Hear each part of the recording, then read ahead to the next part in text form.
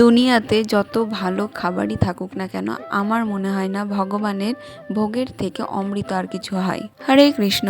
তো তোমরা সবাই কেমন আছো? আশা করছি সবাই ভালো আছো, আর আমিও ভালো আছি। আশা করছি সবার কাছে আজকের দিনটা খুব স্পেশাল একটা দিন।